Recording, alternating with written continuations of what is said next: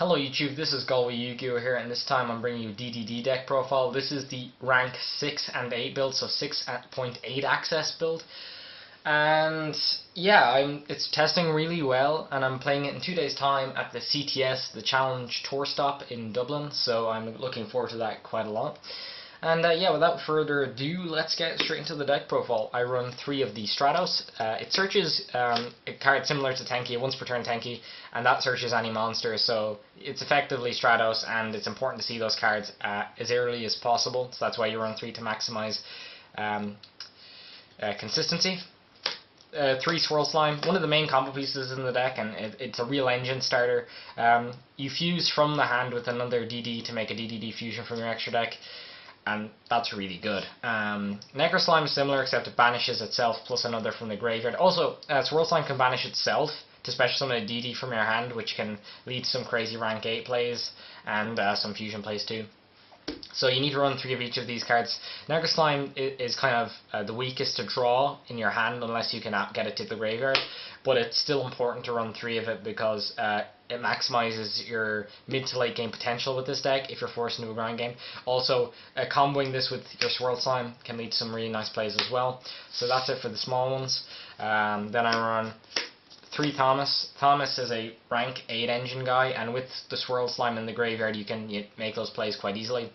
He can sometimes occasionally clog, but I do run 2 trade-ins to help mitigate that issue.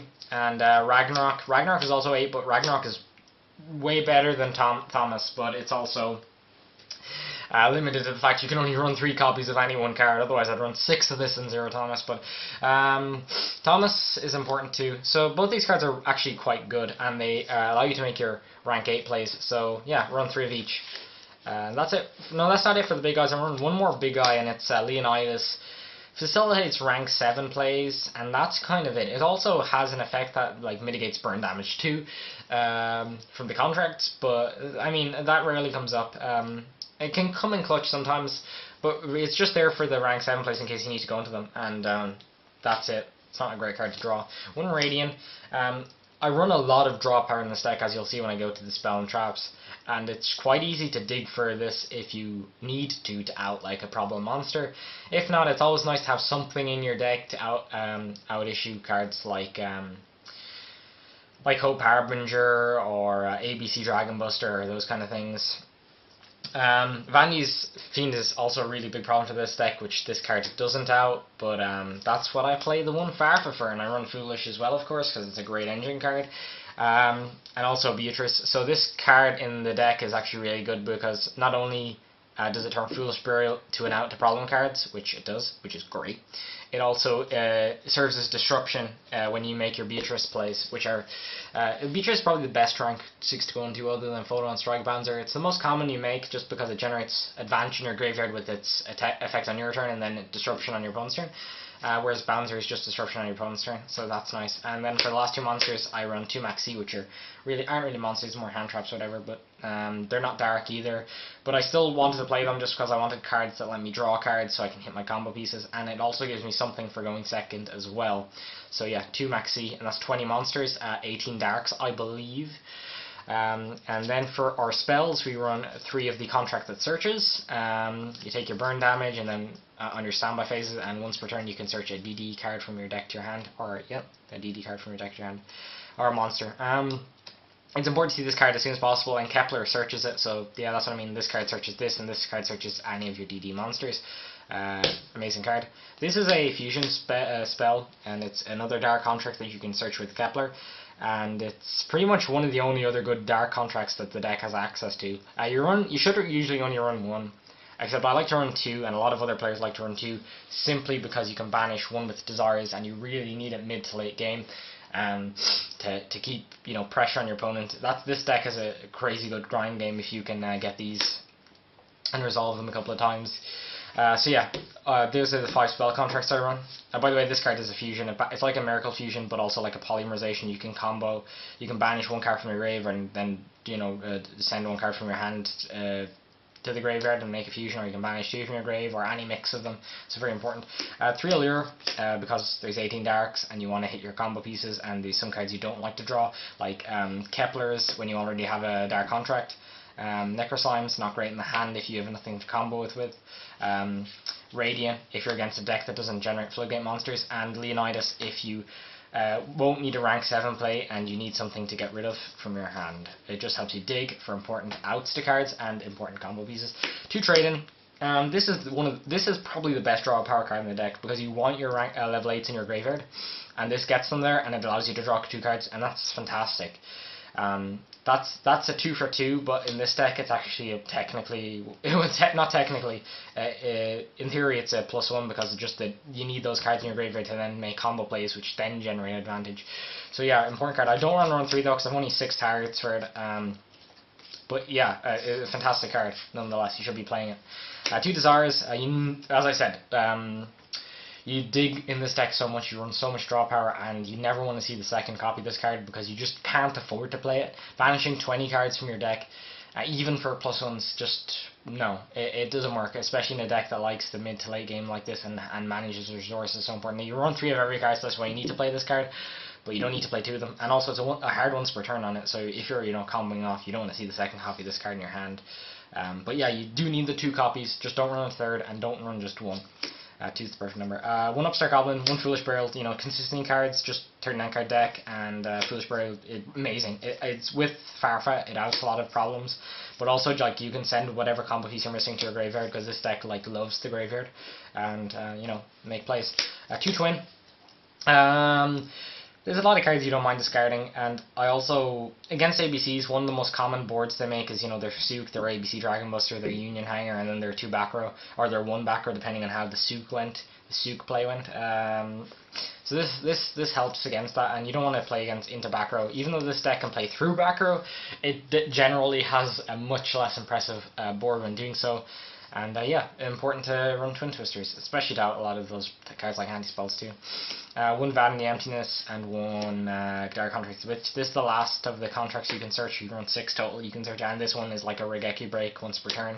Also boosts your own monsters during your opponent's turn, making them harder to get over, and also makes them, like if your opponent doesn't read this, it can really catch them off guard and they'll be destroying their own monsters. Vanities is just a wink, and that's why you run the 1 of that, and 1 Warning and 1 Strike.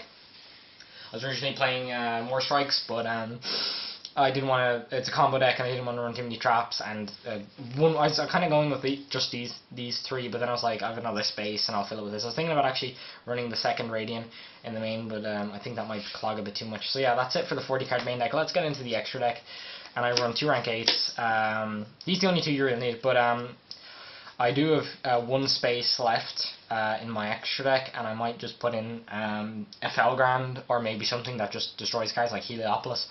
But until then, these are great. This is also really good for playing into your opponent's field. If they don't have a strike and they can't strike this is just devastating. A really great card. And of course, Hope Harbinger, you're all familiar with it, is really nice to make going first. 1 Big Eye, because I can make a rank 7, and I don't need a 2nd. I was thinking Drake Sack, but this card is probably much better in a combo deck and taking away from your opponent. You generally don't make rank 7s going first anyways. You make them when you need them, mid to late game. 1 Beatrice, as I said, fantastic card, really versatile, and also floats, which is nice. It generates a lot of pressure because of the fact it floats. Your opponent is kind of has to get rid of it, but they can't. They don't even know if you're playing the Pilgrim, because you're not playing Burning Abyss, and like people don't know the lists for DDDs because it's not a commonly played deck. So I do run the Pilgrim, by the way, just so you know. 1 Photon Strike Banzer.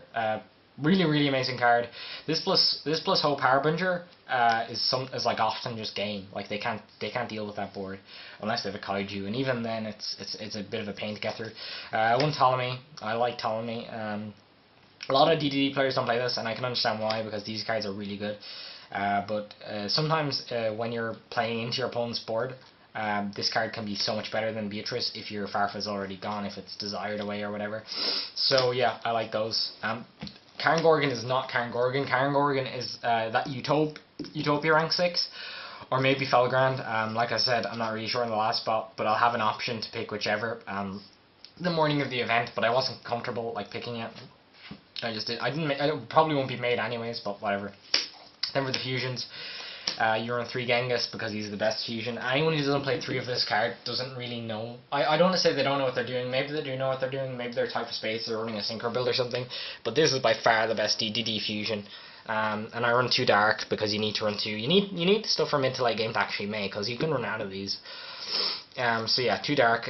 This gains life, and this summons from graveyard when you special summon. So this is an important combo piece, and this is just level 7 that can be used to make big eye, but also can be put on the board because he's a 2800 beater, which is really nice.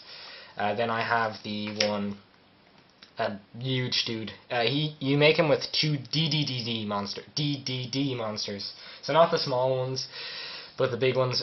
So that means he can only be made by, let me find it. This card, by banishing 2 DDDs from your, or 3 or 2 DDDs. Sorry, I'm so confused. From your grave, hand, or field. Yeah, that's right. And he's really powerful, but he doesn't have any like floating effects or advantage generating effects. He's just there for like OTK things, and mid to late game, like, you just make this, they might never have seen him, and it'll take them out by surprise and just, you know, kill them through whatever they have. And then I have 1 Pilgrim because you can float from Beatrice, and I have 1 of this card because I'm putting it on top of my extra deck. So maybe they might get confused and think I'm playing Blue Eyes and make me go second. I don't know, whatever. It's just there because of mind games, which I don't know if, like, I know that it's perfectly legal to do that, but no, it's kind of frowned upon. Maybe no, not really, because you're not telling your opponent or lying to them. They're making assumptions off cards.